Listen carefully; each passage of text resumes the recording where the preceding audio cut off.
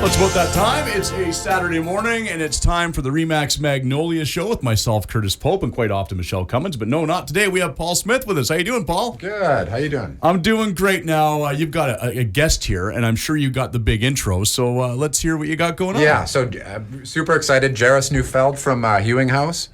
He's the real deal when it comes to modular, building high-quality modular homes. And yeah, excited to have you here. Thanks for having me, guys. It's it'll be a great day today, and just chatting everything modular and our business, and what's going on in the market. It'll be fun. Cool. So I guess we'll just start by just tell us a bit about yourself. How you got into modular construction? Yeah. So out of high school, going through university, left university, got into construction. And then went into a little bit of a sales world for a bunch of years, and always kept in touch with one of my good buddies, Ken Toes, who is the founder of Hewing. We started that business, 3 years ago. The idea was earlier than that. But he's been building custom homes in the Fraser Valley here, in Abbotsford and then Vancouver for the last 25 years, and just knowing there's a better way to do certain things. We can do this in a more sustainable way. And so Hewing kind of is the birthplace of that, of like, what if we can do the same thing over and over and over again and do it better, do it more sustainable.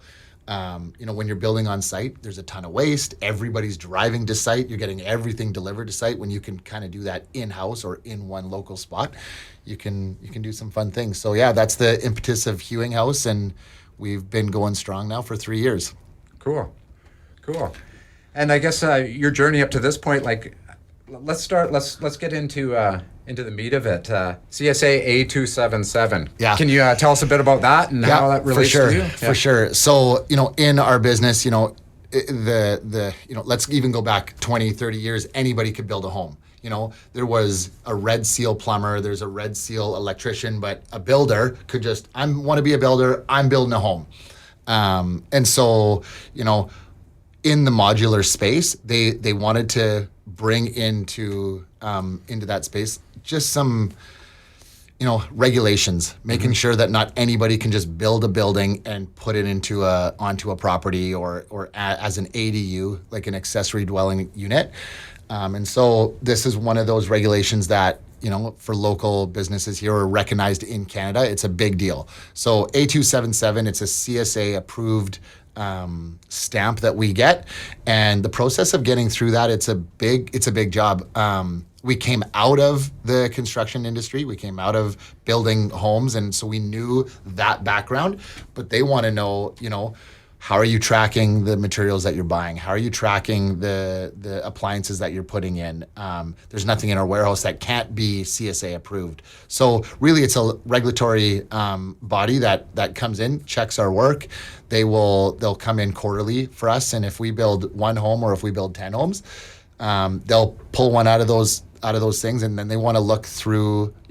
I want to see that plug, the cord from that plug going to that panel, and they need to see photos of it. If we can't generate, the proper picture of what that build was that we shipped out 3 months ago or 4 months ago, that's when, that can disrupt the CSA approval system. So yeah, that's part of it. So what it is it's just really helping that end user, that customer who's buying a home, knowing that they're getting a product that has been tested. All the plugs are working, all the water working, all of the appliances are right. You're not buying something that, hey, now that it's on the property, it's not going to work. Mm-hmm. And then the other part of that is, with the cities and the municipalities dealing with inspections and working through permitting issues. Most municipalities, we haven't bumped into one yet, but they have in their checklist for applying for permit, there will be a box. Hey, are you just doing an A277 build? So having that accreditation is huge for us and helps build our brand. And municipalities, how's that been so far, dealing with municipalities? It's been great. We do ship a lot of homes into some of the smaller municipalities, on the Gulf Islands, where they don't have, it's not like even Abbotsford or Vancouver for that matter to have, we got tons of inspectors. There's some places where it's one guy doing a huge area or even a small area or a few different islands, and it's a lot of work, and everybody's building right now. So the fact that we aren't going to be a drain on that system because all of our stuff is tested in our warehouse, that's a huge part of that. So yeah, the municipality has been great. We've had lots of inspectors super curious and interested, like, oh, this is an A277 building. We're going to come and check the foundation. They'll always do that because that is work that we do on site. And then the next time that they come by is going to be for final to say, yeah, your home is occupancy is granted and you can move in. They'll maybe look for a railing off of a deck or something like that. But yeah, it's pretty cool. It must be important to have that designation, though, too, because we live in a world now where you have weekend warriors that can build anything off of YouTube. Yep. It's a huge part of it. And so, for somebody to, I can build you a building, I can build you an ADU, I can build you this. 15 years ago, yeah, somebody could have done that. 20 years ago, for sure. They could have just built you something and said, yeah, this is going to be awesome. Now there's a lot more regulation going through there. So it's a good thing. Like we like it. It's a ton of work. We wrote programs on, the way that product comes into our warehouse and inventory and how are you going to store this? How are you going to track that? But it gives a level of comfort and for that end user, that customer that says, yeah, this is a product that is going to be working and is going to be allowed to go onto my property. Cool. Exempt from new home warranty is A277. Yeah, it is. So new home warranty, and I'll be interested to see how this works in the future, because still right now, I would say a lot of our customers are early adopters in that bell curve. And so, yeah, national home warranty, they work with us on our site build side of things. They understand that process. Not that modular building is new to the world in BC and to the world of construction, but it is new in some of those places. So we do hold our own warranty. But I could see that shifting and having home warranty companies coming on board going, okay, we understand what the process is here and that there will be a need for a national warranty or home warranty and things like that. Specifically for modular. Okay. For modular, yeah. It is an interesting one that they don't cover that, but it's because it's about that control. How do they test it? How do they check it? And it's new for them. Yep. Yeah, interesting. Cool. And something really you're excited about it also, is the new BC zoning changes coming into effect end of June. Yeah, it'll be, we're already seeing a lot of the local municipalities already making those changes. So, last year, there's a ton of single family dwelling properties around the province in all the municipalities. That is going to be one where they don't longer exist. Every property will be multi dwelling, accessible, available. Obviously there's going to be rules around setbacks and all this sort of stuff. It'll be interesting to see how that lays out from the province and how that gets pushed down to the municipalities. But being able to add a secondary dwelling, it can, one, it can help the housing crisis. Two, it can help families, dealing with, like, how do younger kids or younger families get into that housing market? There's an opportunity and a building for that with this type of building. Yeah, modular build. So yeah, it'll be really interesting. It's going to be fun to see what those rules are and how it affects and what buyers do. Instantly now you can take a look at it and go like, oh, this could be, I have my home, I have the space for an ADU or accessory dwelling unit.